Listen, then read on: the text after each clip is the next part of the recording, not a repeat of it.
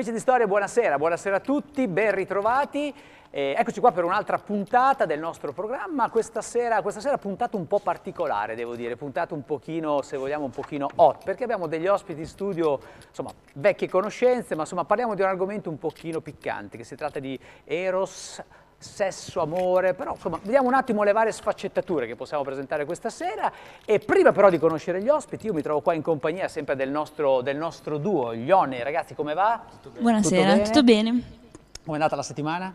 Bene. Bene, tutto bene, benissimo. Anche te, Milena, sei vestita di rosso, c'è un motivo che sei questo con la giacchettino rosso, visto il tema della puntata? Sono un po' in tema. Un po' in tema. Allora, diamo una novità subito, perché chi ci segue da casa, naturalmente da questa sera può tranquillamente scrivere messaggi su Facebook, esatto, che vi rispondiamo in diretta. Sono munita di tablet, questa sera sei quindi... munita di tablet, quindi scrivete tutto, qualsiasi cosa vogliate chiedere, è vero? Esatto. Qualsiasi, no, aspetta, con calma.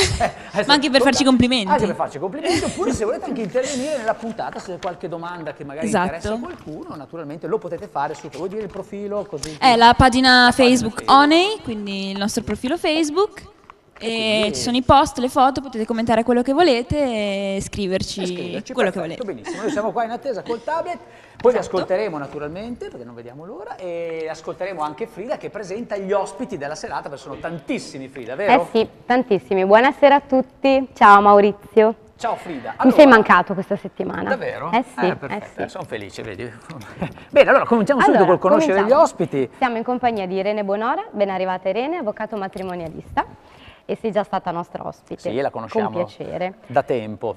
Poi siamo in compagnia di Gaia Cion, ben arrivata Gaia, e hai portato con te anche Penelope. Certo, la mia mascotte. La nostra esperta di yoga, che anche lei questa sera ci parlerà di sessualità ed erotismo. Poi siamo in compagnia qui di un perché lo tocchi? Perché lo tocchi? Così, perché è l'unico uomo che posso toccare. Non rispondo di me. No, adesso dicendo, no, che dottore, ma come l'unico uomo? Ma visto che ho Maccioni che sono un po' in astinenza, non vorrei. Ho detto avvicinarmi e toccare, okay, così. Dai, allora, siamo in compagnia di Roy, ben arrivato Roy. È uno gigolò. Oh là là.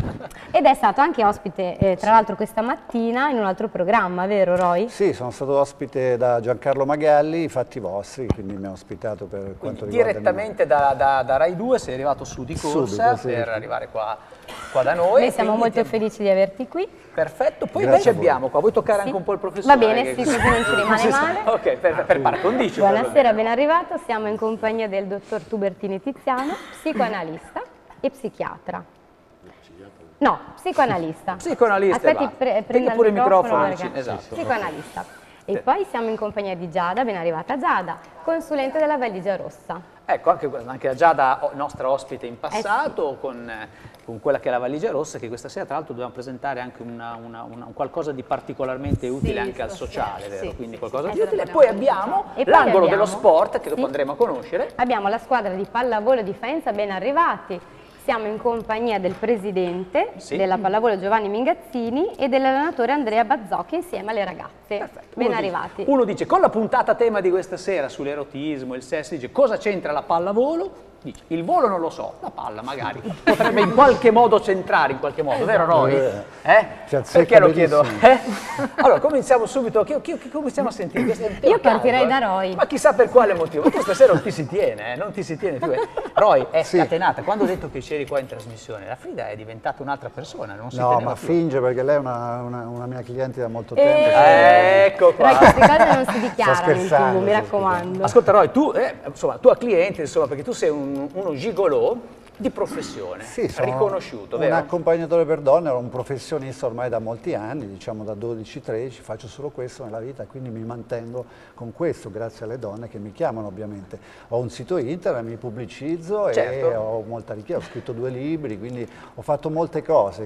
Però se dici tu adesso vai a casa subito. Esatto, ok, benissimo. Ascolta, tu sei un figaccione, sono bellissimo, assomigliamo anche un po' io e Roy, guardiamoci così. Guardate la somiglianza. Gli occhi azzurri ci sono. Sì, poi anche l'altezza, alzati un po' Roy, perché insomma, ecco lui, esatto, mi ha coperto, scende giù Roy, quindi perfetto, no, a parte gli scherzi, dunque un personaggio insomma al di là di tutto simpaticissimo, quindi questo è importante. Ecco, ti chiedo come ti è arrivata di fare lo gigolò? Come mi sveglio domattina, faccio lo gigolò? Ma in realtà io ho sempre lavorato in discoteca, ho fatto il cubista, lo spogliarellista. Poi un giorno una donna conosciuta durante uno strip mi fece interpretare un ruolo a me sconosciuto, quello dell'ingelosimento, cioè ingelosire il marito. Io dovevo solo corteggiarla in un locale mentre il marito si sarebbe arrabbiato.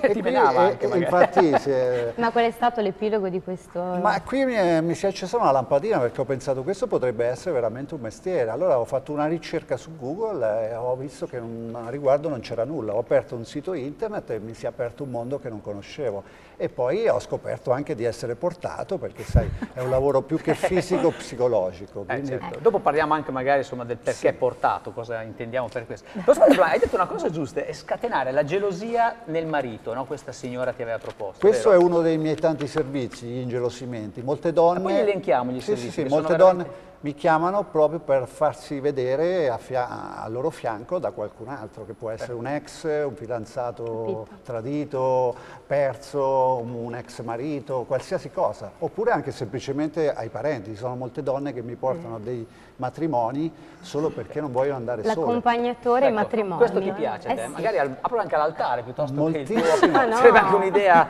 Mi piace moltissimo perché è un'interpretazione, quindi ogni volta cambi personaggi. Bello, questo è bello, ed è bellissimo. Però perché mentalmente non deve essere facile, Maurizio. Anche non cambiare solo mentalmente, così credo tanto, anche fisicamente no? in certe occasioni. non è facile perché devi entrare nel Esatto. personaggio che quel tipo di donna vuole, quindi qui entra sì. la psicologia, no? L'abilità, perché tu devi interpretare il suo personaggio, non uno a caso. Io infatti cambio un sacco di alter ego. No? Però possiamo dire che il tuo è un mestiere duro? Molto No, duro. dico ci sta, no? Per di quelle... Il mio è un lavoro duro. Un lavoro duro, come si dice. Professore, io una cosa, perché ha detto giustamente, cioè giustamente non lo so, lo chiedo a lei, che è una donna che lo chiama per dire fa ingelosire il marito. Ma a livello psicologico cosa scatta nella testa di una che fa una richiesta di questo genere? C'è bisogno dell'accompagnatore o è una soddisfazione della donna il fatto di va di giro con Roy, sono un bel ragazzo, il marito non frega niente? Beh, adesso quello di ingelosire il marito è insomma, è una cosa abbastanza... No, più che altro stavo pensando che siamo in concorrenza io e Roy, perché praticamente, no, anch'io l'80% sono donne, quindi vengono da me, come dire, sublimando ovviamente, ma sostanzialmente ho l'impressione che ci sia un'analogia, ecco. Confermo, è vero, io ho molti clienti che passano prima dallo psicologo. Prima. Lei preferiva dopo, dice volendo, dice. Magari. Delle due. Però così mi è venuto un po' perché non era proprio tanto la sua teoria questa Ma qui. che non erano psicologi molto bravi, sono stati bravi. Qual è la sua teoria? Possiamo chiederle, Tiziano? Su che cosa? Allora, sull'amore e il sesso. Beh, io penso che viviamo in un'epoca dove, allora, una cosa da sfatare è questo, uno pensa, lo psicanalista, parleranno di sesso. Io a 35 anni che faccio questo lavoro non ho mai parlato di sesso. Cioè, hanno tutti i problemi fuorché quelli del sesso. Cioè, ormai il sesso lo fanno tutti, non c'è problema. Cioè, non c'è nessuno... Ma sì, Ma dai, sì, anche da soli, dice, d'altra parte, sì, anche del bricolage. No, ormai è facile, ecco, e quindi...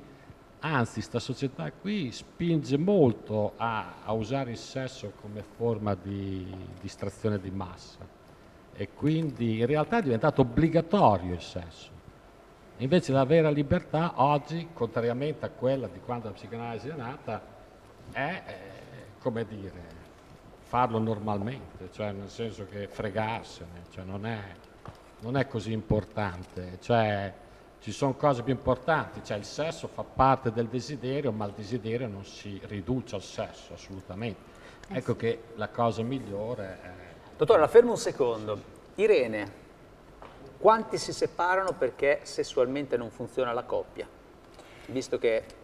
Diciamo che bisogna distinguere la visione dell'uomo e la visione della donna, che è nettamente diversa. La visione dell'uomo è molto più semplicistica.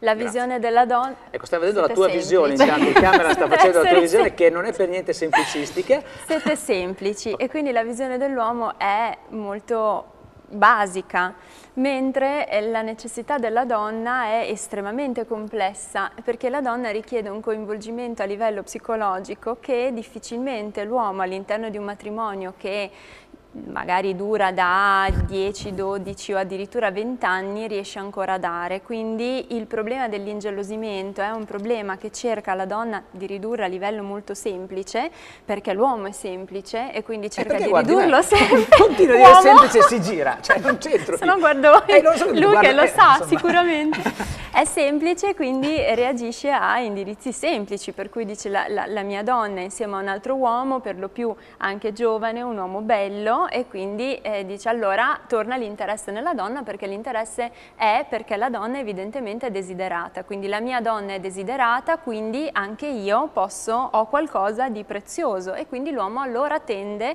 a tornare ad interessarsene e a ridarle quel coinvolgimento, quindi è un'arma di seduzione un po' costante. della donna, dici, che fa questo, che si rivolge, dice, è per fare un modo ingelosire. per dirle guarda che io ci sono ancora, guarda che ho ancora quelle doti che ti hanno fatto innamorare, sono ancora una persona importante, sono ancora una persona che tu sottovaluti perché mi prendi nella quotidianità, ma che uomini diversi possono invece trovarmi ancora attraente e quindi trovare dei valori che tu dai per scontati. È meraviglioso vedere, io ti faccio i complimenti Sì. perché tu sei stata bravissima, tutte le donne che annuivano. Sì. No, comunque c'è un'altra cosa che sì. magari l'uomo anche, contrariamente al senso del possesso, che molte donne scambiano per amore. Molti uomini possono ritornare dalla vecchia fiamma, ma non ritornano perché la vedono con un altro, perché sono innamorati, per il senso del possesso. Perché Vedono perdere qualcosa. per l'uomo una donna è un po' come la macchina e dà fastidio se un altro sale e ci fa un giro. Quindi ecco, c'è questa Giada, po' che cosa ne psicologia. pensi tu? Sono d'accordissimo con l'avvocato. Ma sentiamo il professore che stava dicendo, vedevo che annuiva. No, infatti l'avvocato ha fatto un'osservazione giusta. In realtà si tratta di quello che è una realtà che pochi conoscono, cioè che il desiderio è triangolare, non è che noi... È triangolare, quindi deve essere in tre. Sì, cioè No, noi non dica sì, desideriamo ciò che ci è indicato. Allora, noi ad esempio siamo occidentali, ci piacciono le donne magre e filiformi, se fossimo arabi ci piacerebbero magari grasse. Allora, come si spiega questo? Perché in realtà noi non desideriamo, il desiderio non è autonomo, noi imitiamo sempre il desiderio di qualcun altro. Cioè Shakespeare ci ha costruito una carriera sopra, cioè tutte le storie di Shakespeare non si capisce bene se lo sapesse, l'avesse intuito meno, ma è tutto triangolare. Quindi il fatto di vedere, come diceva l'avvocato giustamente, un altro che ti desidera, questo, siccome praticamente quell'altro che la desidera ti dice guarda che quella lì è bella, quella donna lì, ecco che automaticamente il maschio dice, se lui dice che è bella, allora è bella. Quindi scatta questo. Il desiderio è triangolare, è un grosso errore pensare Dottore, che sia autonomo. le faccio una domanda. Allora, può scattare questa voglia di appunto ritornare, quindi riavere la propria donna, ma può anche scattare che poi la donna si innamori del terzo. Questo è quello che è capitato a Frida, Questo è Questo è il rischio. No, però il rischio Ieri è sera anche... ci ha rischiato tutto. Quanto è alto questo rischio? Perché oggi sembra che sia abbastanza alto questa probabilità, no? Sì, adesso non saprei dire, ma Vedendo anche tu, che ci Irene, sia il rischio. che cosa dici? Sul fatto che ci sia una terza persona, sì, può essere, però la terza persona non è l'elemento che porta alla rottura. Può anzi a volte essere l'elemento che induce invece a un dialogo e quindi a un tentativo di ricostruire la cosa, ma solitamente la rottura arriva perché se arriva al terzo vuol dire che c'è già stato tutto quel processo di mancato dialogo, di mancata attenzione, che ha portato poi a lasciare spazi liberi verso altre persone che sono entrate nel rapporto, che non sono la vera causa della rottura del rapporto, poi anche perché molto difficilmente quei rapporti con quelle persone poi dureranno alla fine della separazione, che quindi comunque... non saranno lunghi rapporti. No, diciamo. anche perché la separazione è un evento molto traumatico ed essendo un evento traumatico è difficile che i rapporti che si infilano in quel periodo particolare. Sì. No, dico, non si infilano, rapporti strani, insomma, quei rapporti si infilano.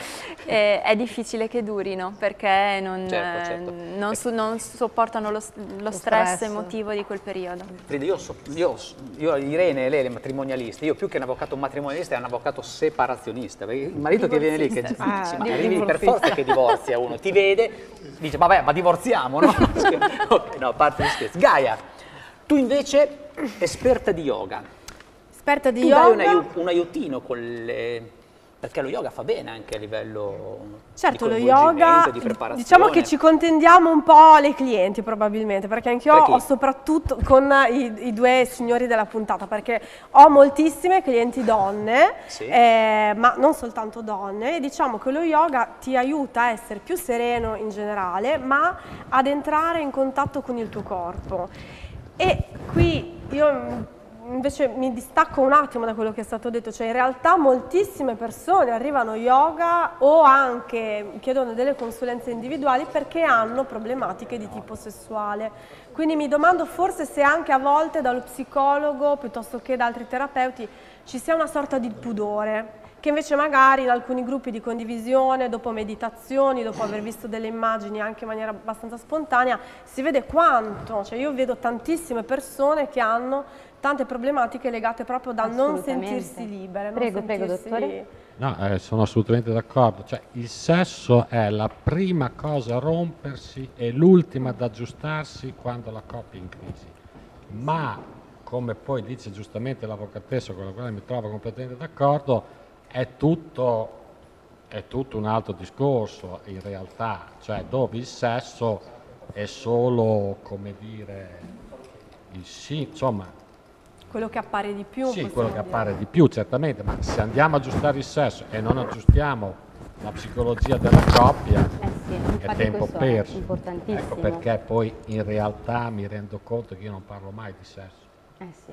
Maurizio, che cosa ne dici? Allora, ci fermiamo un attimino per quanto riguarda il momentino, perché mi ha chiamato qua Milena perché sono arrivati dei messaggi, dobbiamo salutare qualcuno, ci sono delle domande. No, abbiamo due commenti. Ah, ok. Allora, Fabiana Morales ci ha scritto che siamo bellissimi. Ma voi due o tutti? Noi due. Ah, ok, va bene, allora Fabiana Morales è di parte. E okay, la salutiamo. Ciao Fabiana Morales. E Lucia Conti sì? ci ha scritto, leggi teale. Lucia Conte, sentiamo, non è una telenovela. Vai Milly, sei bellissima. Ecco, perfetto. Tutte di parte i messaggi. Comunque ci fa piacere, veramente, siete anche molto bravi oltre che belli. Allora mi sposto, se mi seguite, perché comunque lasciamo raffreddare un pochino l'angolo hot da quella parte là e conosciamo una società sportiva, la conosciamo perché è la prima volta che vengono al nostro programma, una società di pallavolo Faenza, rappresentata qui dal presidente Giovanni Mingazzini. Buonasera Presidente, buonasera a voi. Ben arrivato, Grazie. con delle atlete della Serie C, vero mi diceva, dopo le conosciamo, e l'allenatore Andrea Bazzocchi che è dall'altra parte. Mi diceva prima, ma no, lì c'è... Lasciamoli là loro, là sono nella parte calda, noi parliamo di sport che fa bene anche quello, credo volendo, no? Beh, penso che sia la base di tutto, è la base per di tutto quanto.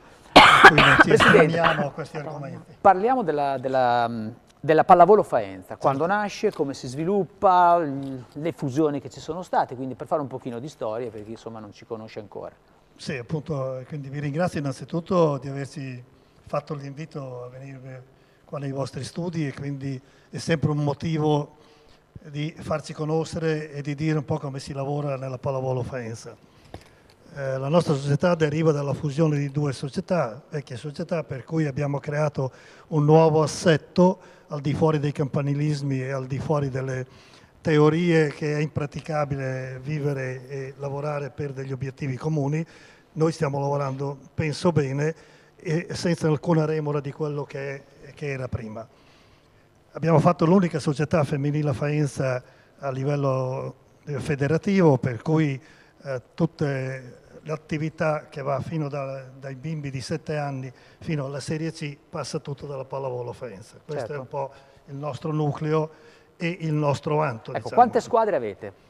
Così squadre abbiamo 17 squadre, insomma, tanta roba. più 4 centri di addestramento. Ecco, che è un po' il vostro Questo è un vivaio, po' insomma, il per vostro vivaio, perché voi dire siete, un po' la sostanza della nostra società. siete stati quindi. riconosciuti, a parte il premio di qualità, mi diceva Premio prima qualità Giovanni, per il secondo anno consecutivo, ma che scuola, viene dato dalla Federazione Nazionale, esatto, quindi non è un premio che viene dato a livello caso, locale, ma viene con una graduatoria a livello nazionale dalla Federazione. E siete come scuola dicevi, federale di scuola pallavolo federale di per il secondo anno pallavolo per il consecutivo. secondo anno, che questo consecutivo, per tutta l'attività e la qualità dell'attività Certo. che facciamo nel settore giovanile, quindi sulle scuole, che siamo presenti in quasi tutti i plessi scolastici. Ecco, dopo come parliamo supporto. anche di questo, andiamo un pochino nel dettaglio anche per Certo. avvicinarsi a questo sport che è bellissimo, la pallavolo è stupenda, quindi è uno È sport stupendo, ma è difficile. è molto difficile, È sì, difficile, sì, quindi è non, vero. non dimentichiamoci questo, perché il bambino deve superare un ostacolo, quindi deve tirare la palla di là, non sempre è facile. Però mentalmente credo che sia affascinante il È superare affascinante, l'ostacolo, poi quindi lo diranno meglio le ragazze, che infatti la vivono da vicino. le prendo e il quindi microfono così allora le andiamo a conoscere velocemente, poi le sentiamo anche da quanti anni.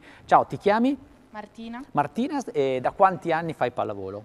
dalla terza elementare, Quindi, quindi insomma, più o meno da 2 9. anni? No, Sì.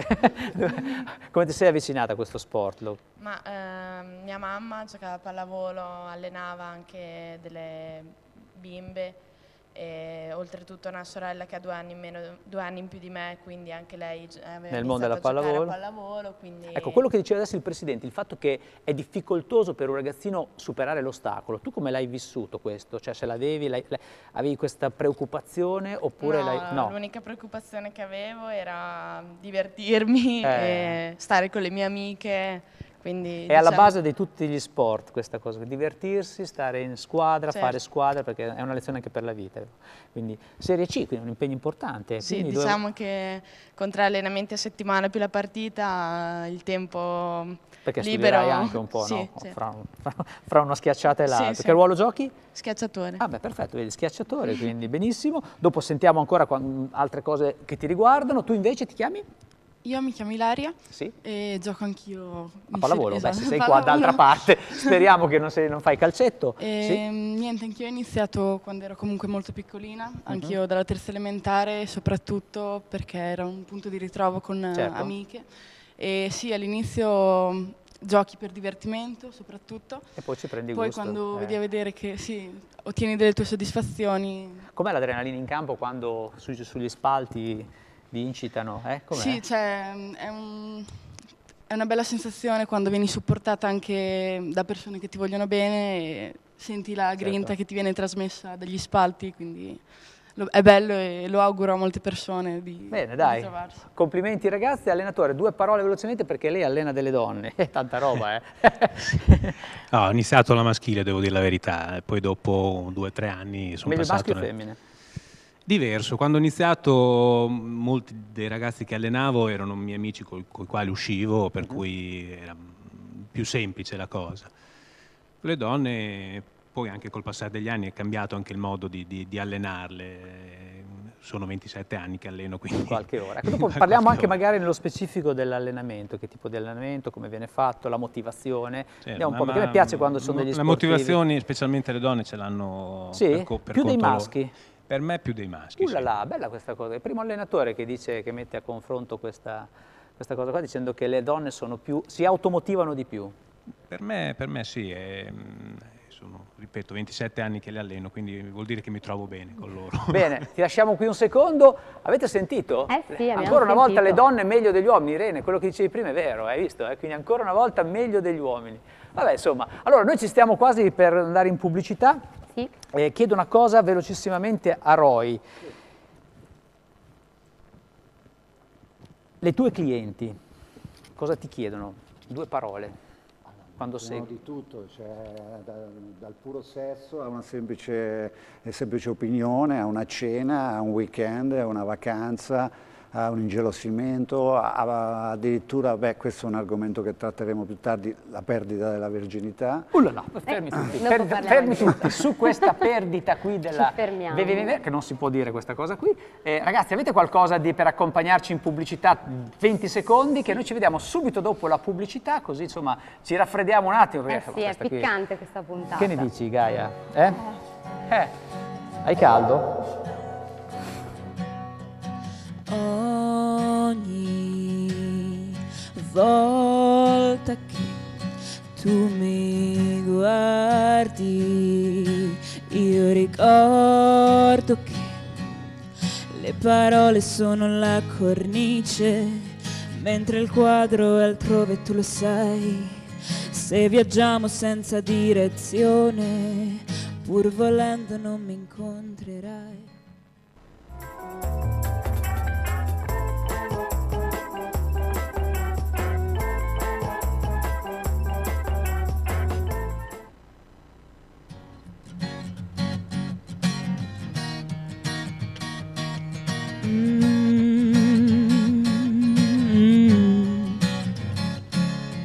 Abbiamo un bene da portare come le catene e doppi nodi che ci legano le mani strette, ed ogni volta che tentiamo di scappare ci ritroviamo sempre ancora a fare l'amore. All'improvviso quando mi sorridi come ieri, io sento che qualcosa infonde ai miei pensieri. Non gliene frega niente, è un po' maleducato e il bene che avevamo ci ha già perdonato. E fermo sulle gambe resta dritto in piedi, ci guarda dentro gli occhi e vede ciò che vedi.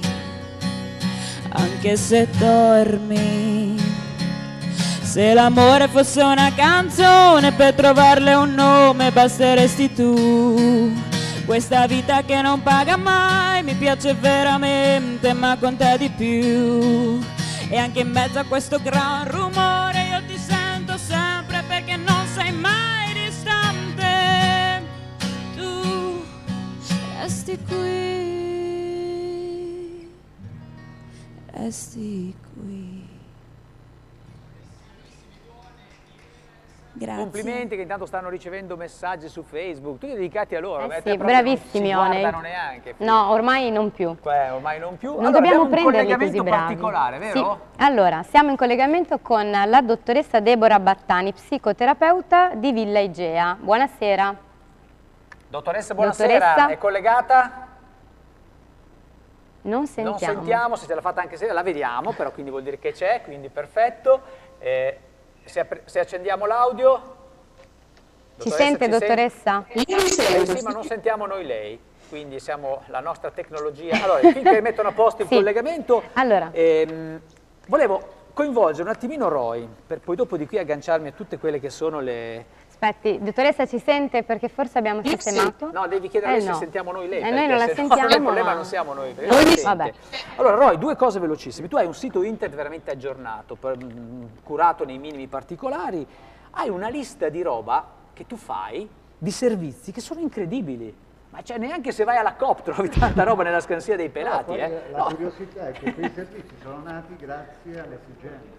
Allora, Love Coach, consulente d'amore, quindi tu dai anche consulenza, quindi uno può affidare anche a te, vero? Sono molte donne che hanno dei problemi, tra l'altro abbastanza basici, però loro li complicano perché gli uomini sono molto semplici e le donne non tutte lo capiscono. Allora io do una mano. Gli uomini sono molto semplici, quindi gli uomini sono molto semplici, perché molte donne invece... Noi abbiamo tante frattaglie, no? Esatto, che le attaccate addosso a noi. Poi, incontri di sesso, questo naturalmente è abbastanza ovvio, no? D'altra parte. Ma dimmi una cosa, alla mattina con cosa fai colazione? Quanti frullati, uova? Le uova sono importantissime, 12 uova. 12 uova alla mattina? Solo il bianco. Ma veramente, 12 uova, professore, lei lo sapete? Fa materia grigia le 12 uova, fa fare te. Meno colesterolo. Io pensavo facesse rosso, il bianco. Io pensavo che il bianco dell'uovo facesse cervello, invece fa più pisello. E invece no. Questa è la differenza proprio. Vabbè, insomma, si può dire pisello nel senso di legume, assolutamente, naturalmente di legume. Maurizio, proviamo a sentire. Proviamo, Frida. Se riusciamo a sentire la dottoressa. C'è? Io ci sto, mi sentite?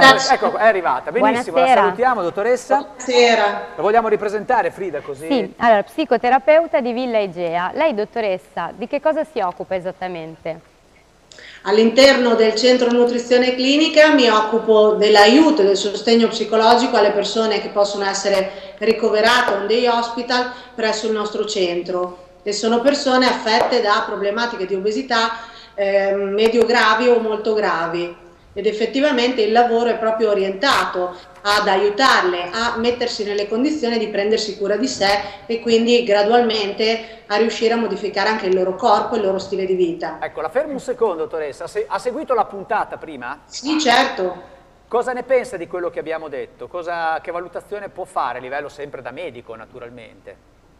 Ma credo che avete toccato, ognuno per le proprie competenze, quello che è le difficoltà che spesso si incontrano nella propria vita rispetto anche a un argomento che crea così emozioni come la sessualità e l'erotismo. Credo che spesso, come avete parlato, lo si vive un po' come uno strumento, senza riuscire a capire bene qual è la richiesta che ci sta dietro, con la difficoltà e correre il rischio un po' di banalizzare questo momento. E credo che spesso, come accennava il collega, rispetto alla sessualità ci sia una tendenza allo svuotamento di senso, al non sentire quello che c'è dietro, un po' come se fosse diventata una prestazione, non un canale di comunicazione e di espressione di sé e della relazione con l'altro. Perfetto, invece, siamo d'accordo su questa cosa qua, ma la cosa che mi viene da chiedere, poi la chiedo ad entrambi, poi magari se volete rispondere. Non c'è sesso senza amore, allora, diciamola così, vero? Secondo la teoria, giusto quella che potrebbe essere la... Però, insomma, se uno, per esempio, ha delle difficoltà a trovare una compagna, a innamorarsi, comunque fisiologicamente è un bisogno per l'uomo, credo, no? Giusto? Quindi, ecco, in quel caso lì cosa fa? Non può aspettare il grande amore per... Mangia un panino. Ma l'obiettivo è il pranzo a San Domenico. Ma il problema non è ingolfarsi, è scaricarsi, è diversa la cosa, perché mangiare si riempie ancora di più. Infatti. Poi si rischia. Questo era il mio stesso problema quando ero in analisi. Fu la mia psicanalista che mi disse, ma ogni tanto in autostrada si può anche mangiare un panino, l'importante è che miri al pranzo a San Domenico. Cioè, avere tutto. Ci vuole il giusto peso e la giusta misura, no? Sì, cioè, è un bisogno fisiologico, però attenzione, perché la sessualità, io le chiamo le assi cartesiane della sessualità, cioè orizzontale e verticale. Allora, ieri i preti rompevano le scatole col fatto che era solo procreazione. Oggi per legalizzare l'omosessualità rompono altrettanto le scatole col fatto che è solo piacere. Il sesso è un simbolo, il sesso è contemporaneamente piacere e procreazione. Punto. Poi arriva il solito tizio che dice, ma te hai fatto sempre il figlio. No, ovviamente. Ma piacere però andiamo sempre alla ricerca di qualcosa in più.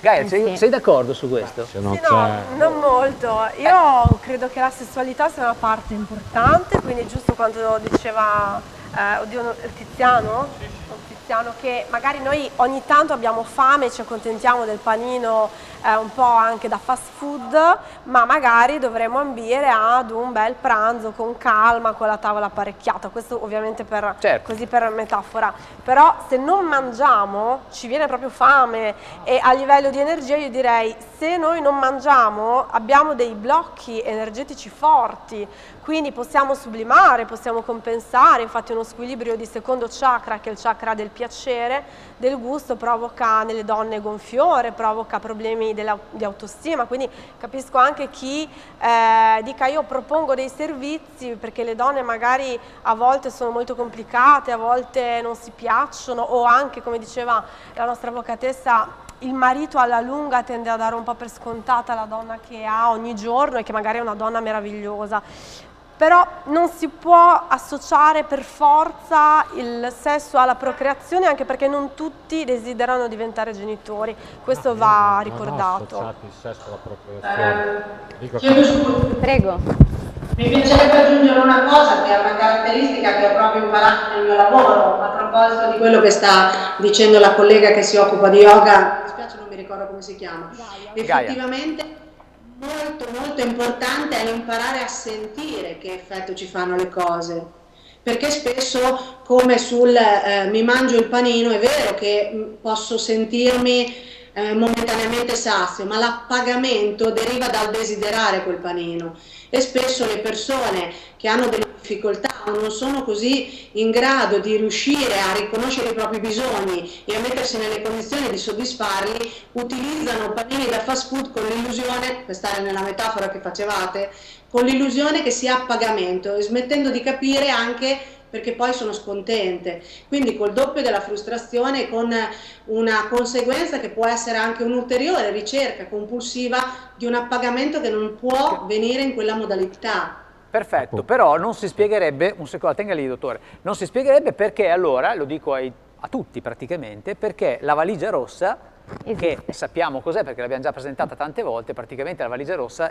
sono oggettistica, prodotti erotici. Sì, sono oggetti erotici, la valigia rossa parla di salute e di benessere sessuale nella vita di una donna e di una coppia, quindi ci sono tanti articoli che aiutano, cercano di andare ad aiutare chi più, chi di meno, la coppia. Quindi è un bisogno finto secondo la medicina, perché insomma altrimenti non si spiegherebbe tante donne che hanno necessità richiedono di questi oggetti.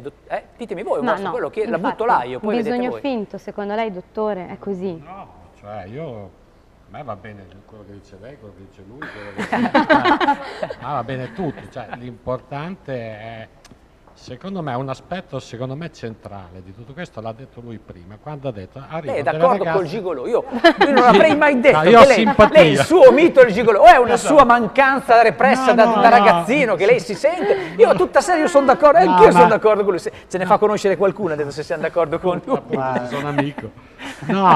No, io dico sempre, sono un freudiano doc, cioè nel senso che la frustrazione sessuale non fa bene a nessuno e quindi questo non ne parliamo. Il sesso neanche. frustrato, Roy, cosa dici? Va bene? Le due cose, perché qui si è parlato di amore e di sesso, in questo caso il sesso è puro piacere e consumato in un modo piacevole. Quindi... Però è sprecato, dottore, giusto? Perché non è questo. No. Ma guarda, si confonde comunque.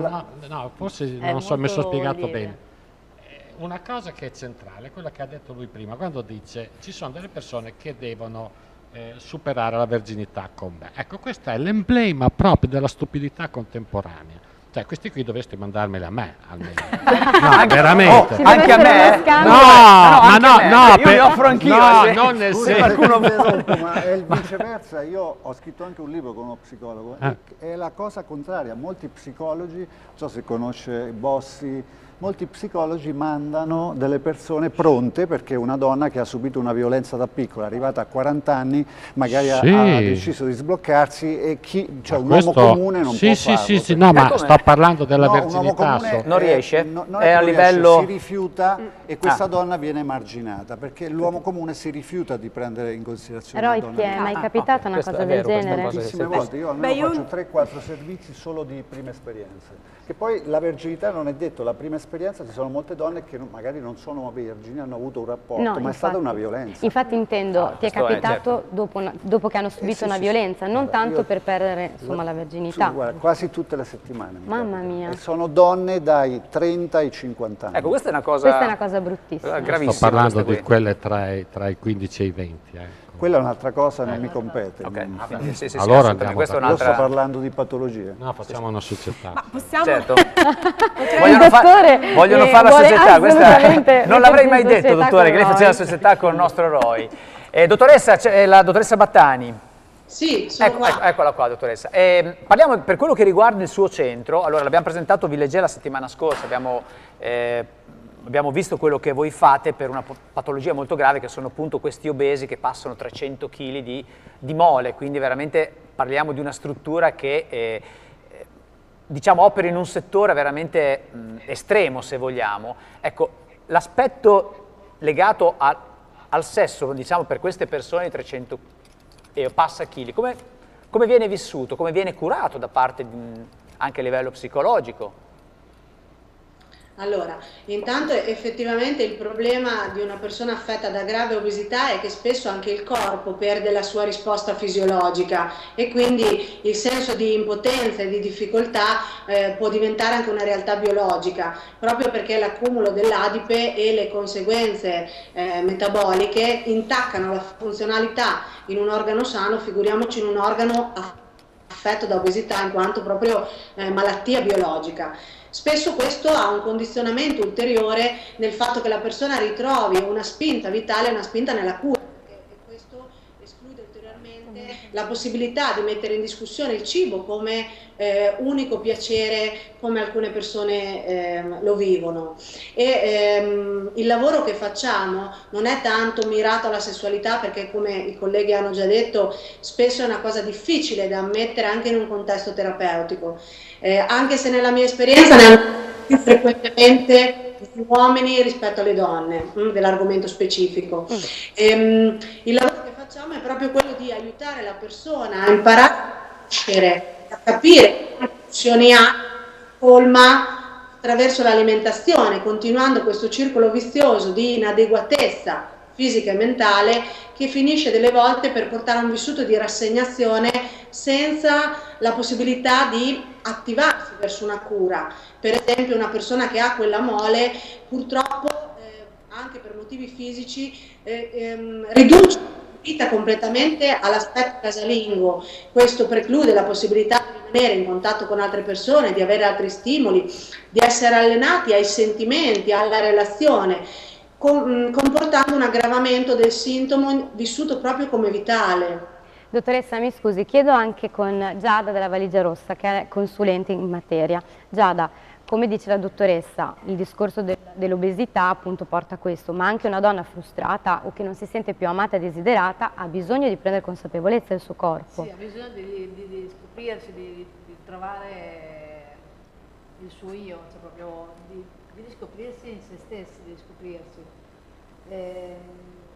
Noi praticamente quando andiamo a casa dei clienti a fare le riunioni, ci sono tante donne che hanno problemi di rapporti di coppia, proprio basato anche proprio sulla cosa che dicevamo prima, della mancanza dell'uomo che si allontana dalla donna, ma la donna è sempre in via di evoluzione, cambia sempre, noi siamo sempre in movimento di continuo.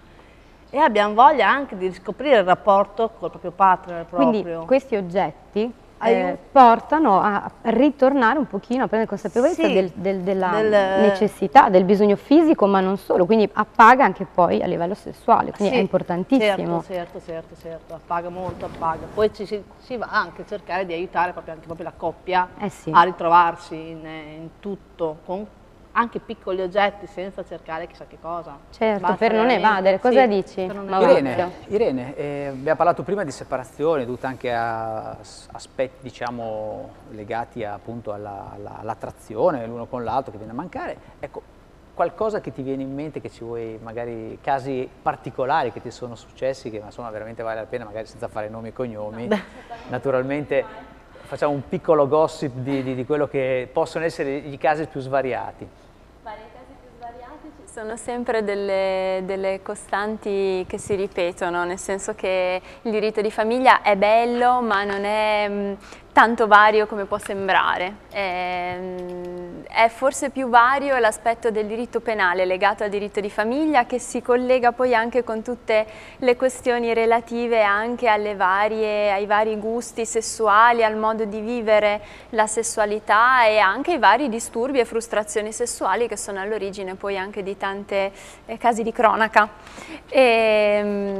Tante questioni che si ripetono, che vedono fondamentalmente ancora la differenza tra uomo e la donna, dove in una separazione la donna è sempre quella che difficilmente torna indietro, quella che prende sempre l'iniziativa, e vede un uomo che invece tende a non cambiare mai le cose, a costruire, a portare avanti con una fatica incredibile anche relazioni che durano da oltre 20 anni in parallelo, e quindi persone che riescono a gestire una doppia vita faticosissima pur di non arrivare a cambiare comunque le cose, e che si trovano appunto ad avere più famiglie perché non riescono a cambiare, a lasciare e a prendere il coraggio delle proprie azioni. Quindi voglio chiedere anche a Roy. Roy, tu quante clienti hai che all'insaputa del marito ti contattano? No, io dicevo prima con l'avvocato che abbiamo una cosa in comune, nel senso lavoriamo nei matrimoni, cioè il mio lavoro è basato, il matrimonio è la base del mio mestiere e anche del suo, quindi io ho molte clienti sposate, però diciamo che le sposate si dividono in una fascia settimanale, ad esempio durante le feste natalizie, pasquali arrivano le single, e dal lunedì al venerdì arrivano le sposate, e anche a orari pomeridiani o addirittura pausa pranzo. La pausa pranzo è dove si tradisce di più. Perfetto. La cosa incredibile è che tutti vogliono fare, sono tutti d'accordo tra di loro, fanno una mega società, poi è nata un'associazione di SRL, ragazzi, diciamo, tutti quanti aiuto. insieme, tutti d'accordo con il perno centrale che è appunto il nostro gigolo. Allora ragazzi, qualche messaggio, perché visto che mi hai chiamato. Allora, abbiamo Elisa dalla casa, che salutiamo, ciao Eli. Dalla casa, perché a caso si chiama dalla casa? Penso sia a casa che ci guarda. Quindi è dalla casa, quindi a casa sua, ok?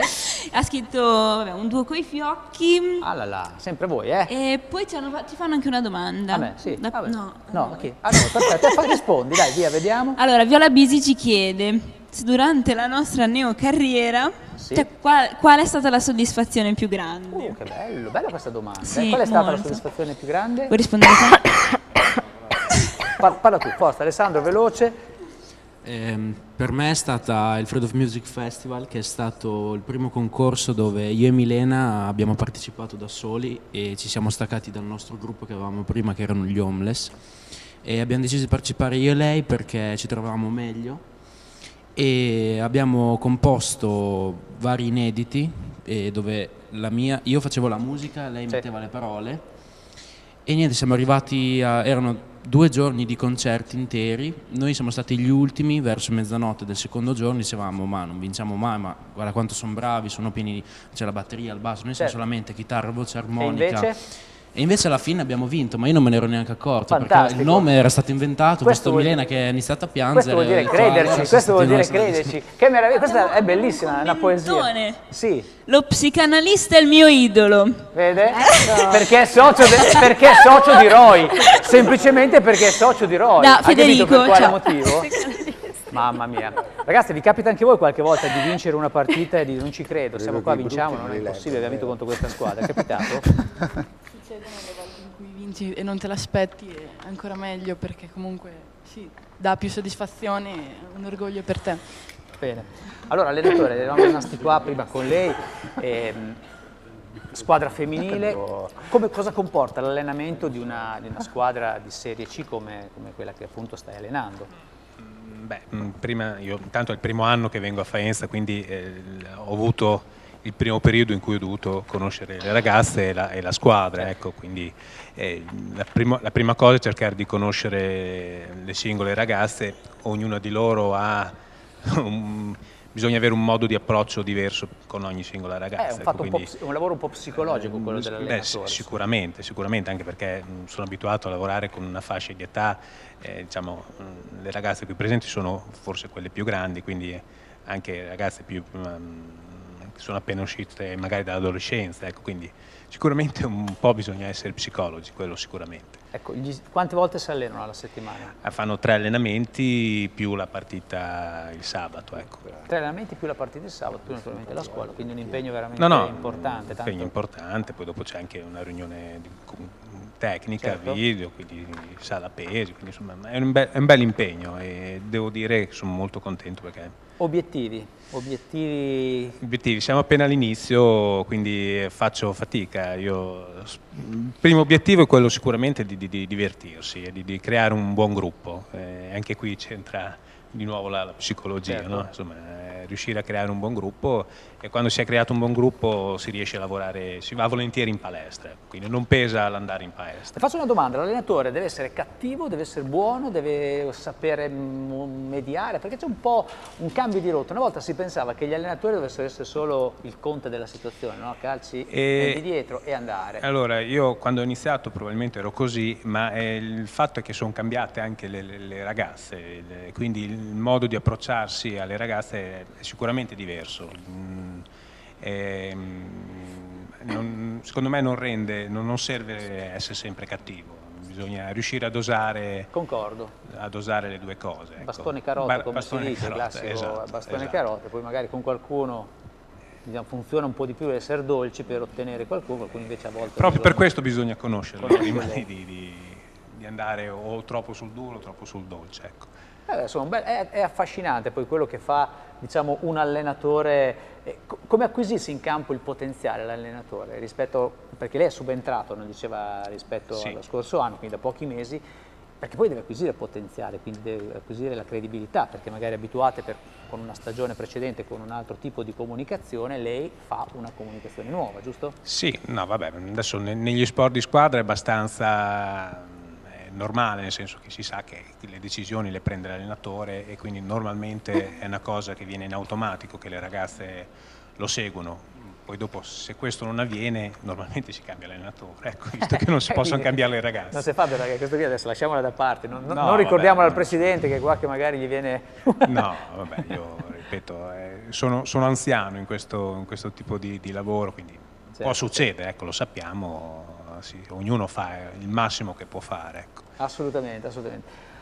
Obiettivi futuri, ragazze, per quanto ti riguarda? Per quanto mi riguarda, pallavolo tutta la vita? Sì, è sempre migliorare, sempre fare qualcosa in più. Poi si vede come... crescere. Brava, complimenti. Tu invece? Obiettivi? Per ora... Dove vuoi arrivare? Cosa sogni? Ormai rimango qua, cioè nel senso ormai... Perché dici? Non miri a arrivare a Serie A, non lo so. Io ormai non ci arrivi più. Davvero? No. Questo c'è un limite, di... Aspetta che sentiamo, perché io non...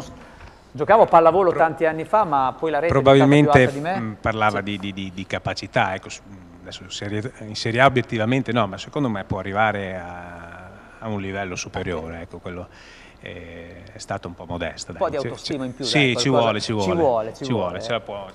Presidente, queste ragazze, è orgoglioso?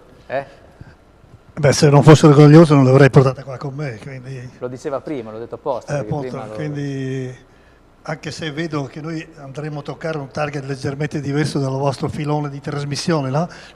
Beh, insomma... un target di ascolto penso sia diverso, ecco, quello... No, il target è sempre quello, sai, quindi parli dello sport, che, insomma, che quello è importante, insomma, perché comunque... Lo sport penso che sia alla base di tutta la vita, del ciclo di vita, no? Certo. E quindi il motivo per cui noi siamo una squadra giovane di giovani è proprio quello di fare, oltre a un discorso prettamente sportivo, anche un discorso sociale e di salute, diciamo. Okay. Quindi noi partiamo con delle bimbe dai 7 anni e quindi queste abbiamo un'attenzione particolare per poi proiettarle piano piano alla crescita sia tecnica ma anche psicologica e anche di formazione del carattere della bimba stessa. Ecco, quindi fate un bel lavoro anche, diciamo, nelle scuole, mi diceva. Sì, stiamo facendo un grosso lavoro nelle scuole, a supporto, specialmente nelle scuole primarie, che andiamo con i nostri tecnici a supporto degli insegnanti, che sono alquanti carenti in materia, e per poi cercare di dare degli spunti a questi ragazzi da portare dentro di sé, per poi andare a scegliere lo sport che più gli si addice. Quindi facciamo un lavoro propedeutico non tanto specifico nelle scuole, facciamo giocare ok con la pallina, però bisogna arrivare al punto di che sia il ragazzo che sceglie quello che più si sente di fare in un certo periodo della sua vita e non costringerlo a fare uno sport che poi diventa una sofferenza, ma deve essere, come diceva prima, deve essere prima di tutto un divertimento. Quindi deve essere un qualcosa che li fa crescere, che li fa stare in compagnia, e la pallavolo è lo sport primario, quello del gruppo, perché uno da solo non può mai vincere. Assolutamente. E quindi ha sempre bisogno di certi fondamentali e quindi dell'apporto di tutto il sestetto che va in campo, quindi non ci sono battitori liberi, chiamiamolo così, o il fenomeno che fa gol partendo dalla sua area o a fare gol dall'altra parte, qui non può esistere. Quindi il concetto esasperato del concetto di squadra, del concetto di gruppo e del concetto di stare bene insieme. Assolutamente, ancora più del calcio, perché molto di più. Perché il calcio uno può partire, come diceva lei adesso, da fondo campo. Poteva partire dai tre quarti e andava a fare gol. Qua non esiste, se non passa la palla, non la alza, non funziona. Bene, Frida. Bene, Maurizio, siamo di nuovo qua. Allora, volevo anche riallacciarmi anche con la dottoressa Battagni, dovrebbe essere ancora in collegamento con noi. Dottoressa?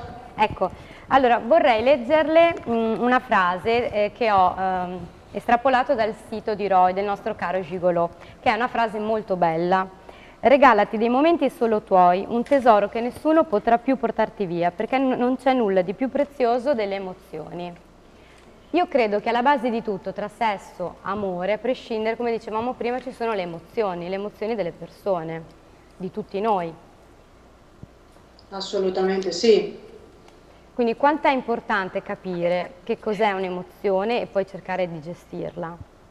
Credo che sia vitale, in particolare per i miei pazienti, dove tramite la scarsa tolleranza del vissuto proprio psicofisico che genera l'emozione, mettono in atto comportamenti come l'alimentazione che sembrano di gratificazione e invece diventano distruttivi per la salute fisica e mentale, perché portano anche a un impoverimento della mente e a un non apprendimento invece del riuscire a gestire e lavorare con l'emozione. Mi veniva anche da dire a proposito di questo quanto effettivamente nel mondo dell'immagine, nel mondo dove la prestazione, il riuscire vengono confuse con l'autostima, si perde la possibilità di riconoscere quello che la squadra di pallavolo ci ha testimoniato.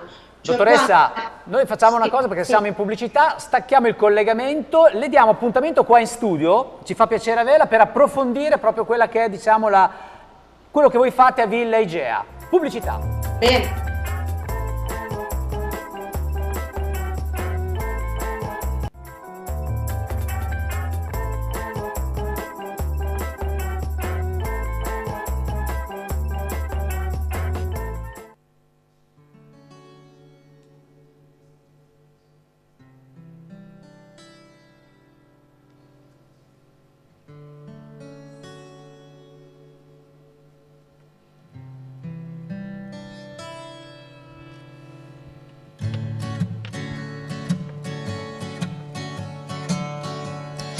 Our day will come and we'll have everything. We'll share the joy falling in love can bring. No one can tell me that I'm too young to know I love you so and you love me. Our day will come if we just wait a while. No tears for us, then love and wear a smile.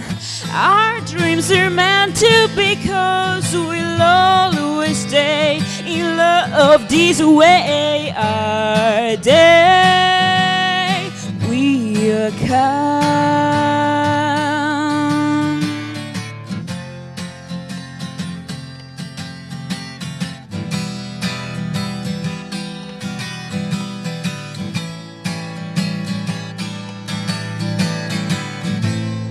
Our dreams are meant to be, 'cause we'll always stay in love this way. Our day will come.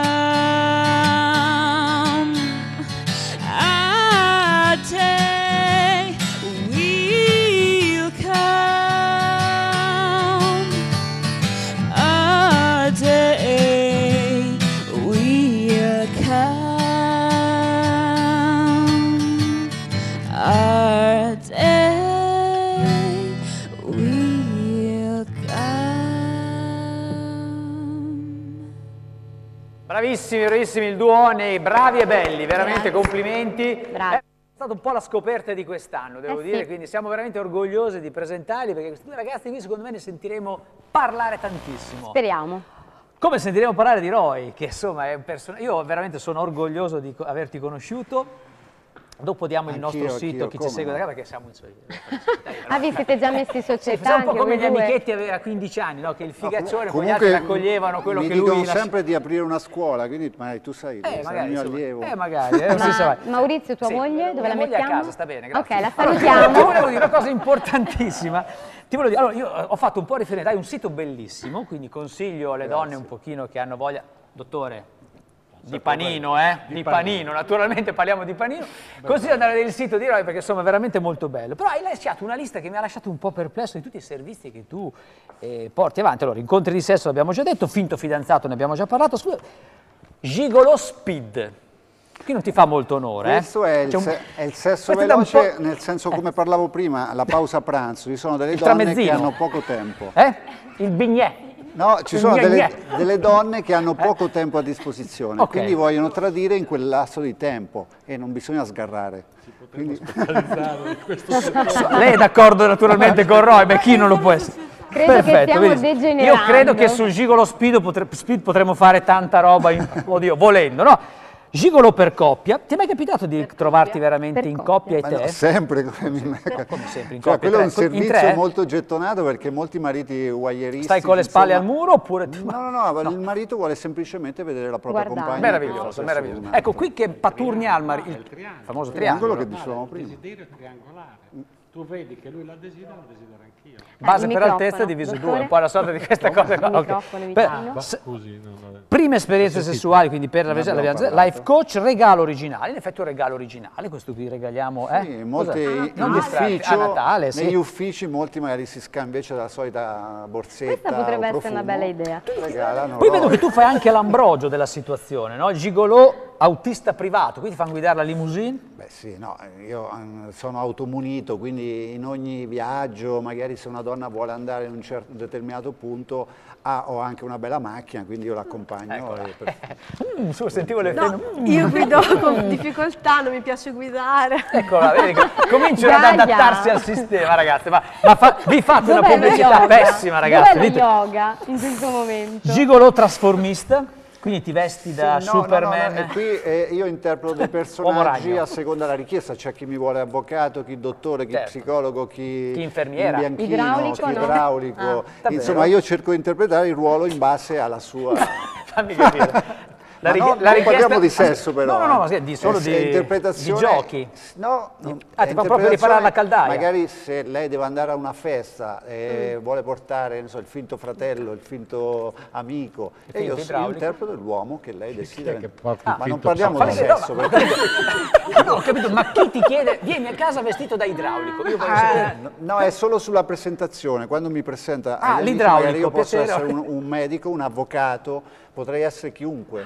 Ti manca l'insegnante di yoga. Ma capiterà. Quindi non vai con la cassetta degli atleti? No, assolutamente non ce l'ho. Prove di fedeltà, donne, cosa sono le donne in rinascita? Questa è una tipologia di donne che hanno capito a 45 anni, 50 di aver fallito, di aver perso 30 anni della loro vita con un matrimonio andato male e quindi ripartono vogliono ripartire da zero e formattare tutto e ricominciano da me. Poi tu sei assistente sessuale.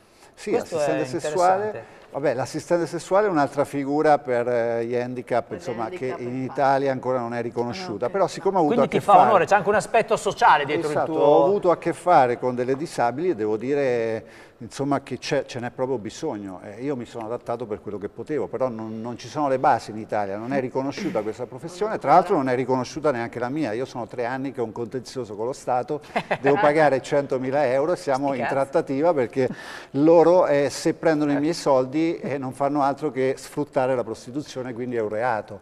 La legge Merlin e tutto il resto, quindi adesso abbiamo attaccato... Sei una vittima della società, insomma. Con il mio avvocato stiamo cercando tu vorresti pagare, ma non c'è modo io di vorrei pagare le tasse, purtroppo non mi mettono in regola. Vedete? Beh, però ha ragione. Io vorrei chiedere al dottore, ma una cosa, Roy, quando arriva a casa la sera... Ma che ne sai, chiedi a lui, chiederai a Roy.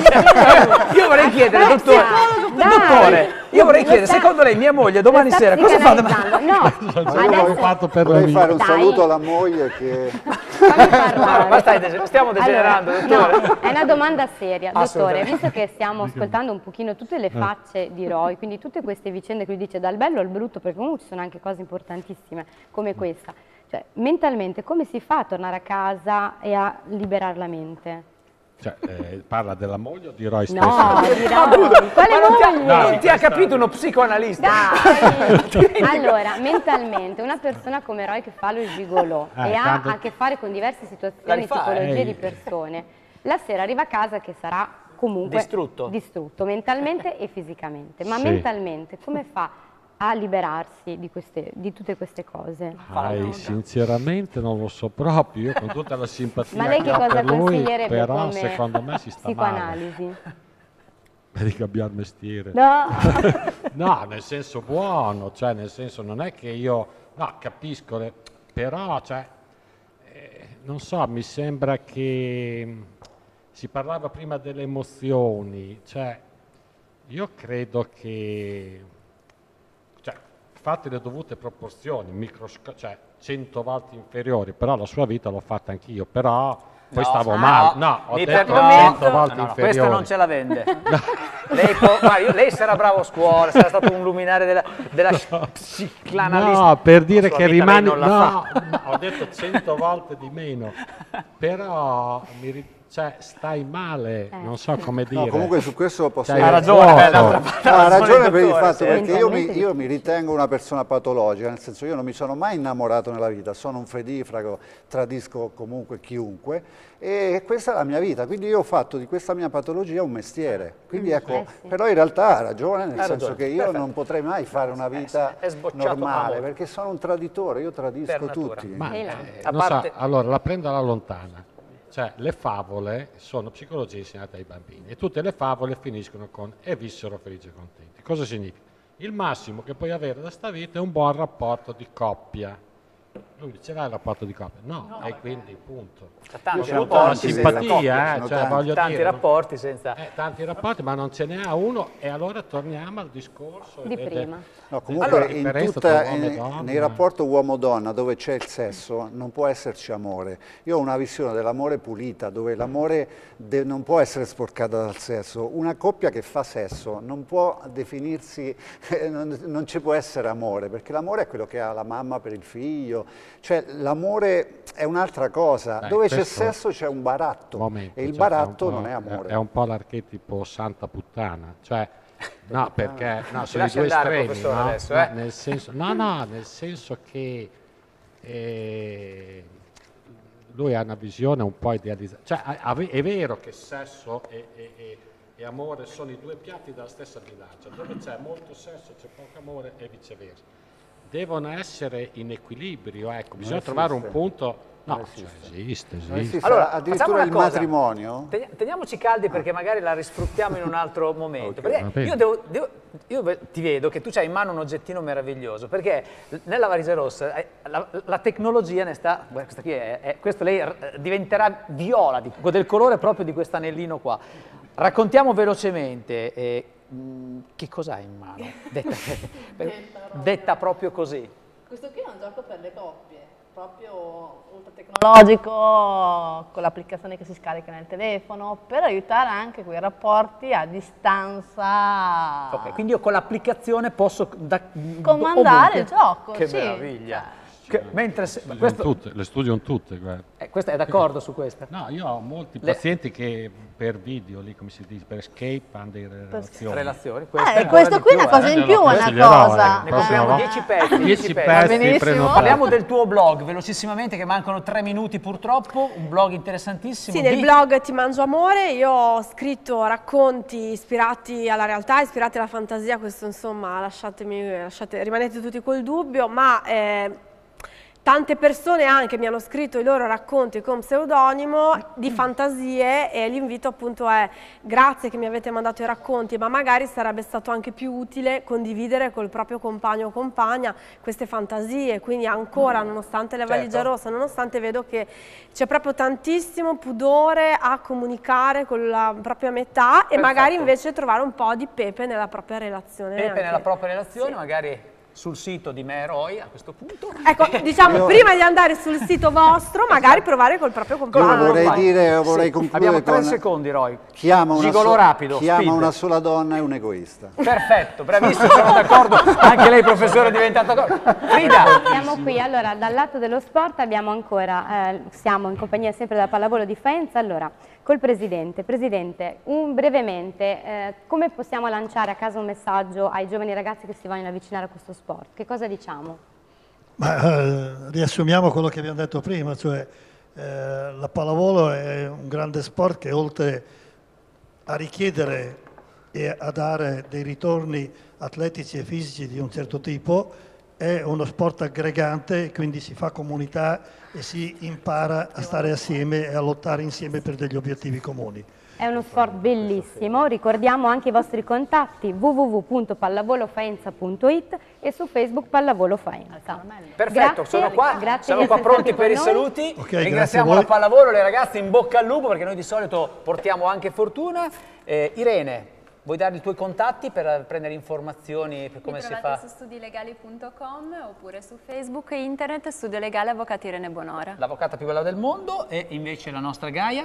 Allora c'è il mio sito www.gaiachon.it o anche Facebook Gaia Chon Grimaldi. Perfetto, Gaia Chon Grimaldi, bel nome. Questa volta vogliamo parlare ancora della campana tibetana che l'avevi portato. Roy. Ciao a tutti, roygigolo.com.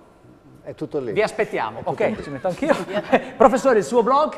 No, io ho il Facebook, il Tiziano Tubertini. Tubertini, che è d'accordo da stasera col gigolo, quindi andate. Poi vorremmo parlare anche di qualcosa in più, magari dell'omosessualità la prossima volta. So che lei ci sente poco di lì.